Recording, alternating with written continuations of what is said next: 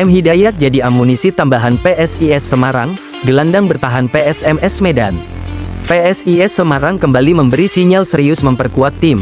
Kejutan datang jelang lanjutan kompetisi ketika satu nama berpengalaman dipastikan merapat dan siap menambah daya saing lini tengah Mahesa Jenar.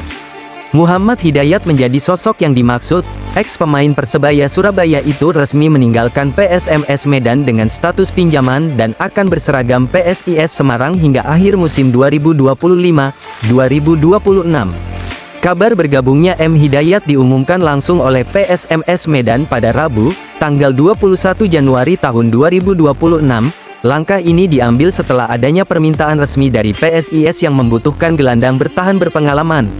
M. Hidayat diproyeksikan sebagai amunisi tambahan di sektor tengah.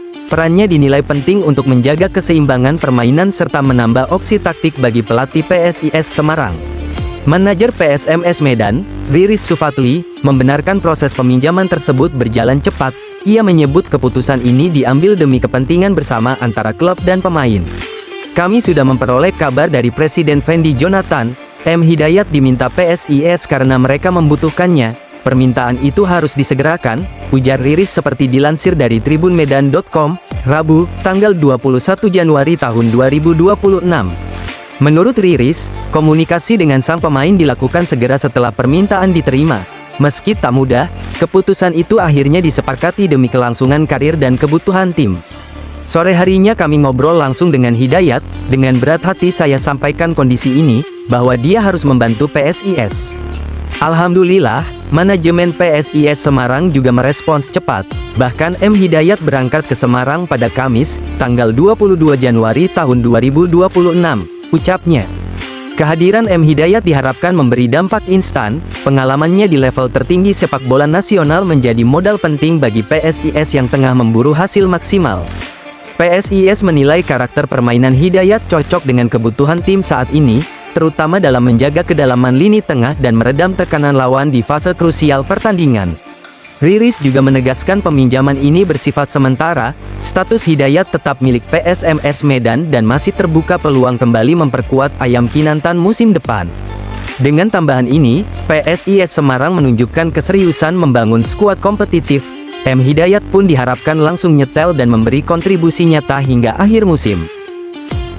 Ojo klemer-klemer, Mario Londok tagih fokus bek PSIS. Debut yang seharusnya jadi awal manis justru berubah jadi alarm peringatan. Mario Fabio Londok langsung merasakan kerasnya tuntutan di bawah Mister PSIS Semarang. Fokus dan disiplin kini jadi pesan utama.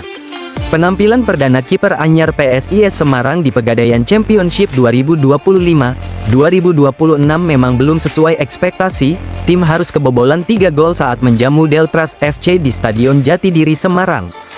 Mario menilai hasil tersebut tak lepas dari kerja sama tim yang belum solid. Banyaknya wajah baru di dalam skuad membuat adaptasi dan pemahaman antar lini masih perlu waktu. Kita belum kompak, jadi masih belum bisa maksimal, akhirnya hasilnya kurang bagus. Tapi saya lihat tim ini dari hari ke hari semakin bagus. Pemain-pemain yang baru saat ini sekarang sudah mulai kompak, jelas Mario, Rabu, tanggal 21 Januari tahun 2026. Menurut Mario, proses membangun kekompakan harus dibarengi fokus tinggi sepanjang laga, terutama di menit awal yang kerap menentukan arah permainan. Ia juga menyinggung momen krusial saat gol pertama tercipta. Situasi tak ideal membuat PSIS harus bekerja lebih keras untuk mengejar ketertinggalan. Kemarin kebobolan pertama itu karena bola deflected, kena di kaki, jadi saya jatuh, bola deflected dan berubah arah, ungkapnya. Dari situ, Mario menekankan pentingnya kewaspadaan lini belakang. Ia menilai bek PSIS harus lebih sigap membaca pergerakan lawan yang punya kecepatan.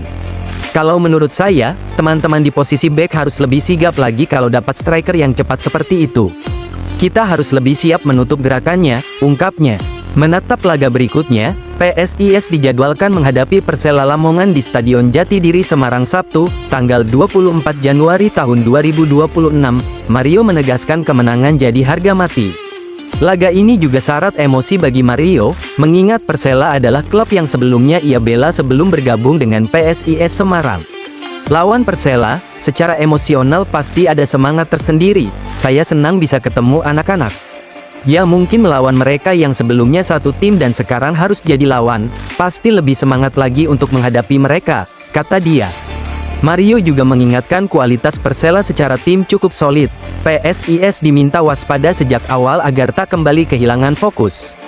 Kalau secara individu, ada satu nama yaitu John Mena harus kita waspadai, katanya.